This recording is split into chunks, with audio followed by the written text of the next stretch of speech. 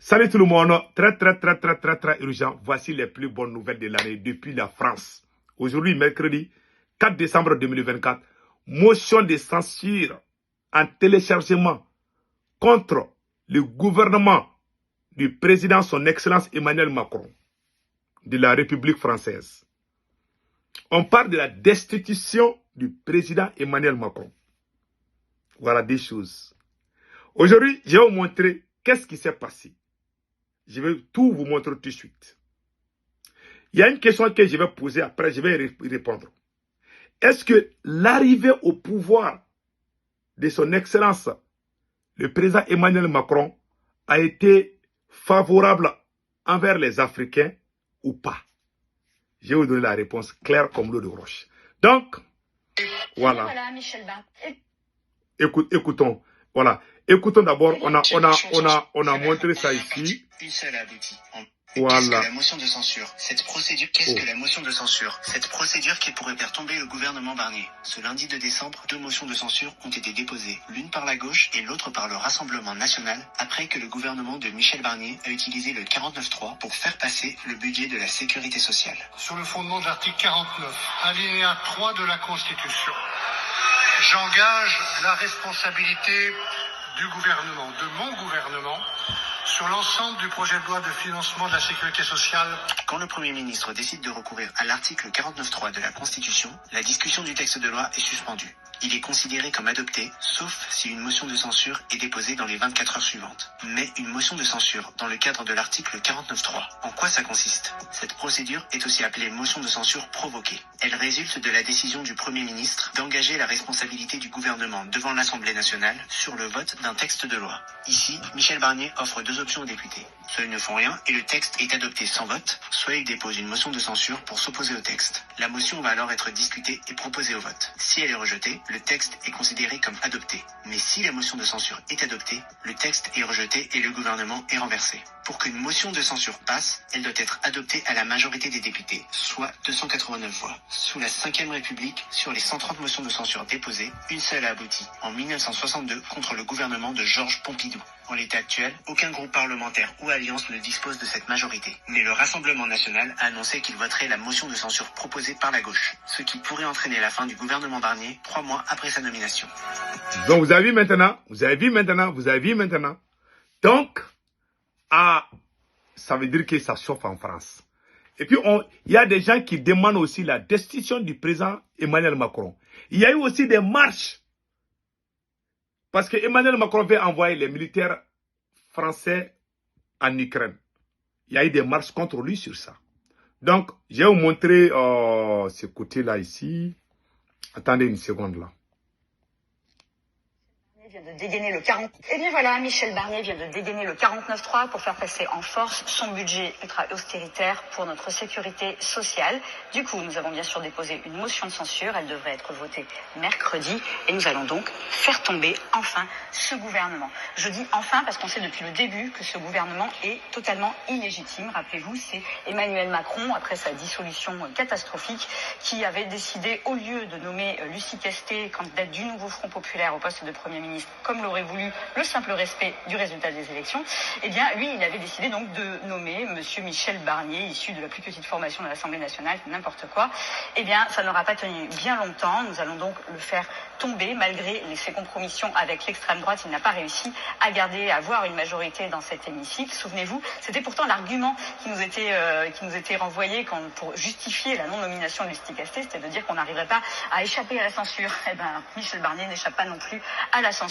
Ça va se passer mercredi et on n'oublie pas que derrière, le grand responsable, c'est Emmanuel Macron. C'est lui le responsable de ce chaos politique. Donc c'est lui qui doit tomber, il doit partir, il doit démissionner ou être destitué. Je vous rappelle notre pétition, macron-destitution.fr. N'hésitez pas à la signer. Voilà. Vous avez tous entendu maintenant. Ça chauffe en France. Ça chauffe.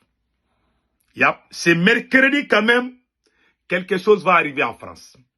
Restons à l'écoute. Jusqu'à la fin de la journée, vous allez entendre quelque chose en France. Je vous dis ça aujourd'hui. Et encore, nous avons vu comment on appelle la marche pacifique contre l'envoi des troupes françaises en Ukraine. nous avons vu les gens manifester. Parce qu'Emmanuel Macron est en train d'envoyer les soldats français en Ukraine qui sont abattus par les missiles s'attendaient de Vladimir Poutine. Regardons, c'est-à-dire qu'il y a des marches contre Emmanuel Macron, il y a aussi des motions de censure contre son gouvernement. Donc ça chauffe. Regardons ça aussi. Voilà, je m'excuse. Hein. Attendez là.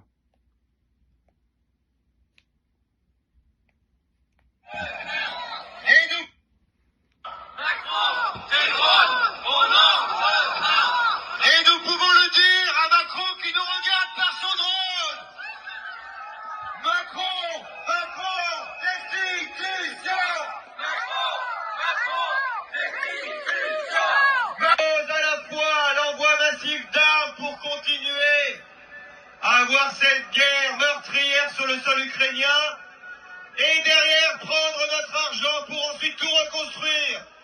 Il faut que cette personne arrête de parler.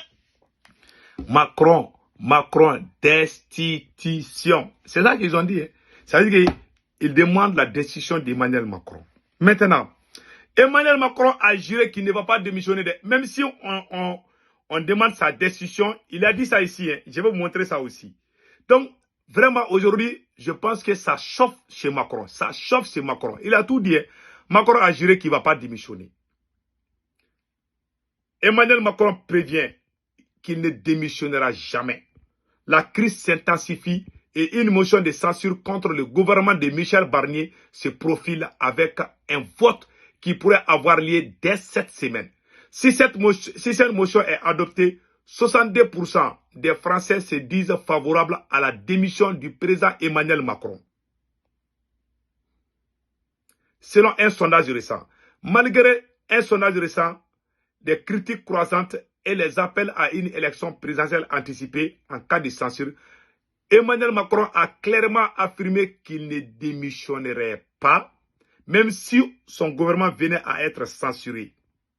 Il dit qu'il ne va pas démissionner. Macron a juré, même si les gens sortent dans les rues là, crier là, qu'il ne va pas démissionner, il va rester au pouvoir jusqu'en 2027. Selon la Constitution française, sa démission n'est pas obligatoire. Dans ce cas, il peut rester en fonction jusqu'à la fin de son mandat en 2027. Courrier du maire. Voilà. On vous a montré, maintenant on va analyser ensemble. On vous a juste montré. Et nous sommes tous fâchés contre Emmanuel Macron. Moi, je n'aime pas Macron. Hein. Mais, je vais vous dire une chose qui va vous impressionner. L'arrivée de... J'ai posé une question depuis le début de la vidéo. Est-ce que l'arrivée du président Emmanuel Macron a été positif pour les Africains? Moi, je dirais oui. Pourquoi je dis ça? Parce que quand Macron est arrivé au pouvoir, la politique de Macron est en train de pousser les Africains à chasser l'armée française en Afrique. Je vous donne un seul exemple. Quand les Maliens sont sortis, ça s'est fait avant l'arrivée, avant le coup d'État au Mali, en 2019-2020. Nous avons organisé une grande marche contre la France. Avec le mouvement Erewolo, on a fait sortir les gens dans les rues. Ça s'est fait en 2020-2019. Ça s'est fait avant l'arrivée du président Assimi Goïta au pouvoir. Il y a eu le sommet de Pau, où le président Emmanuel Macron a appelé les présidents maliens, Ibrahim Boubacar Keïta, le président burkinabé et Kaboré, le président tchadien Idriss Déby, le président nigérien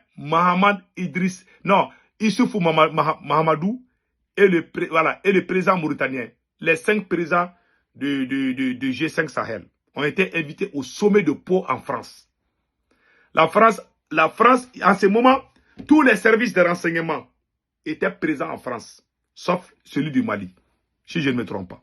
La France a donné l'instruction de ne plus laisser les manifestations. C'est Macron, hein. Et Macron a parlé arrogamment, ce qui a encore énervé les Africains. C'est pour ça que moi j'aimerais que Macron reste au pouvoir, parce qu'il va tout gâter à cause de son arrogance, ça va pousser les... Parce que quand vous amenez un vieux là au pouvoir là, lui, il va essayer de nous mettre un bonbon dans la bouche là. Il va dire non, on est amis, on est français. Et puis ils vont tuer notre lutte. Donc la façon dont Macron montre sa colère, son arrogance, ça va pousser les Africains à connaître. Parce qu'il ne sait pas parler. Quand il parle, ça choque les gens. Plus il parle, je vous donne un deuxième exemple. Quand le ministre des Affaires étrangères, et puis dans son équipe, ils sont tous arrogants. Le ministre des Affaires étrangères d'Emmanuel Macron est allé insulter les Tchadiens à Tchad. Le président Idriss Déby dit, mais attention, c'est leur arrogance. Si Macron reste au pouvoir là, jusqu'en 2027, peut-être que le Sénégal, la Corée, tous ces pays-là vont chasser l'armée française. Parce qu'il va dire des bêtises contre ces gens et la population va être déchue et puis ils vont dire à l'armée française de quitter.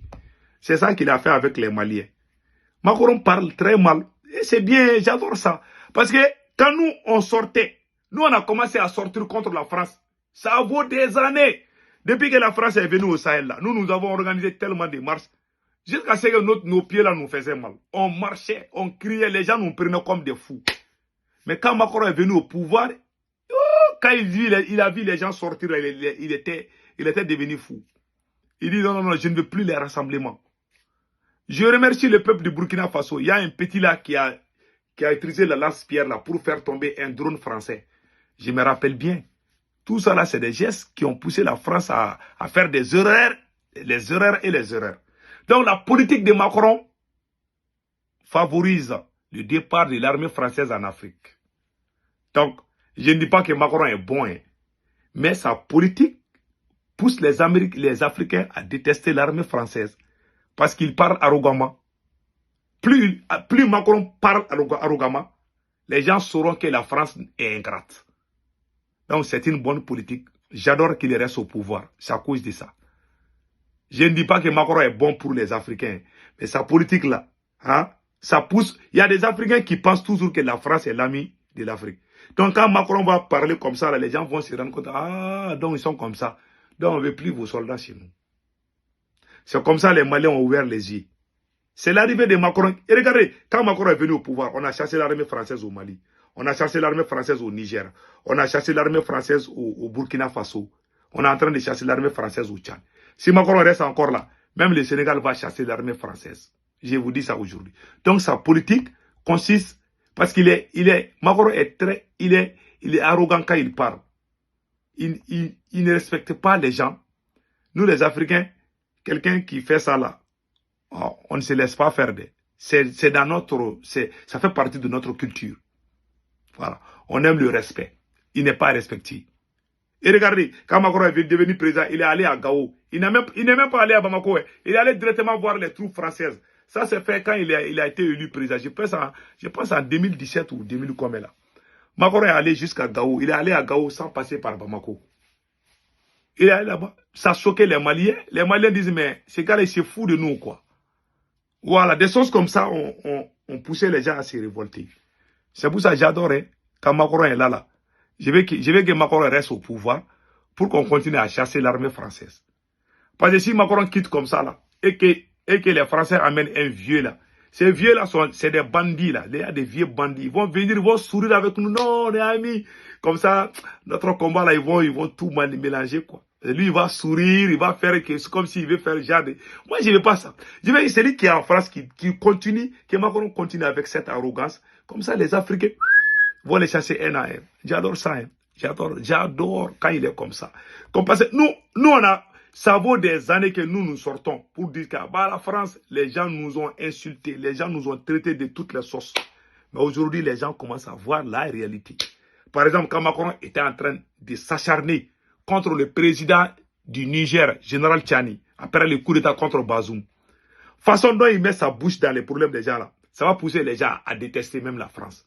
Donc ça me plaît, c'est une bonne politique. C'est pour ça que j'ai dit que Macron est une bénédiction en quelque sorte pour les Africains parce que sa politique consiste à éveiller la conscience africaine contre la France.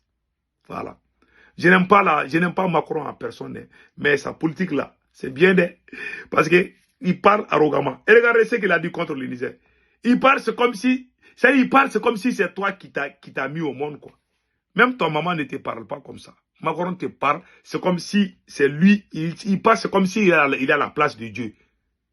Voilà, c'est lui qui t'a mis, c'est lui qui tu dois t'exprimer face à lui. Les Africains n'aiment pas ça. C'est pour ça que quand il est là-bas, là, les Africains vont ouvrir les yeux. Ça, je vous dis ça aujourd'hui. Donc, c'était la vidéo d'aujourd'hui, mes frères et sœurs. Passez un excellent week-end. Ciao, ciao.